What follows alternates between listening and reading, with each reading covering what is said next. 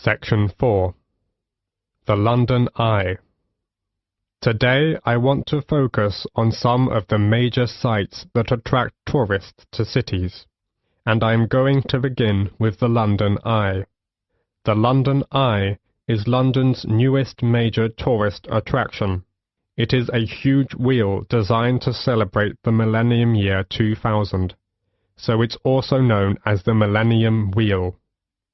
It stands at Millennium Pier on the south bank of River Thames, close to the south end of Westminster Bridge, and within an easy walk of the Houses of Parliament and Big Ben. Though it looks like a huge Ferris wheel, the London Eye is no fairground thrill ride, but a slow and stately way to experience London in a unique way. The London Eye is the UK's most popular paid-for visitor attraction, visited by over 3.5 million people a year. The Eye was built between 1998 and 2000. It seems remarkable that a site that has so quickly become a symbol of modern London has been around for such a short time. It took fully 7 years from start of the design process to create the Eye. It was intended to stand for only a few years, but it proved to be such a popular attraction that the decision was made to make the wheel a permanent feature of the London landscape. The Eye was sponsored by British Airways, and for several years after opening, it was referred to as the British Airways Millennium Wheel. Today the London Eye is under the ownership of the London Eye Company, a subsidiary of Merlin Entertainments Group Company. Constructing the Merlin Entertainments London Eye was a massive challenge. It's the tallest cantilevered observation wheel in the world, rising high above the London skyline at 135 meters.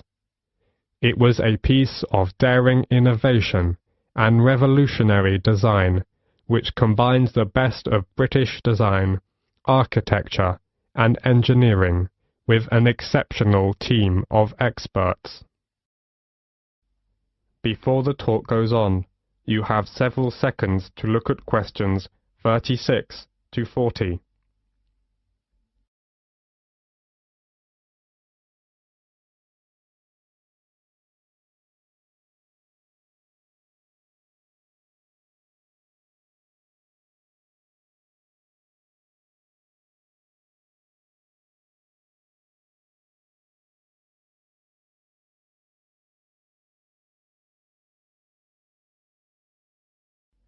Now listen to the continued talk and answer questions 36 to 40 by completing the diagram.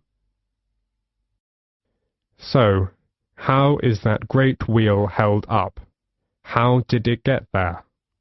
The starting point was, of course, the ground, and while parts of the wheel itself were still being constructed in various countries, tension piles were being driven into the ground beside the River Thames.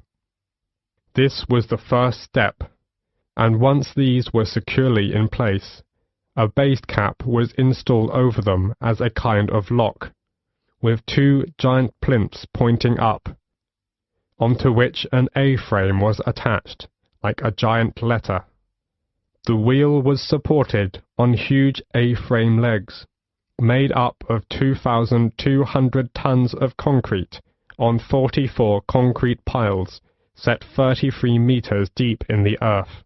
All this took many months and incredible effort, but meant that the spindle could be installed, around which the great wheel would turn.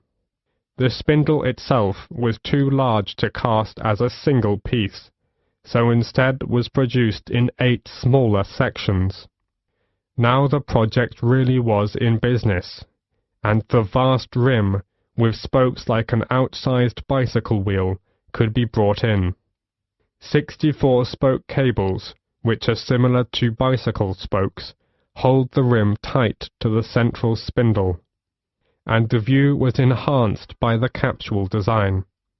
Unlike traditional Ferris wheel designs that you might see at a local fairground, the passenger capsules were not suspended under the wheel. They were set within a circular mounting ring attached to the outside surface of the wheel. What this means in practice is that travellers within the capsule have a full 360-degree panoramic view, unhindered by spokes or wheel struts. And the last thing to be built is the first thing the visitor encounters, the boarding platform laid down underneath. The wheel does not usually stop to take on passengers. The rotation rate is slow enough to allow passengers to walk on and off the moving capsules at ground level. It is, however, stopped to allow disabled or elderly passengers time to embark and disembark safely. That is the end of section 4. Now you have half a minute to check your answers.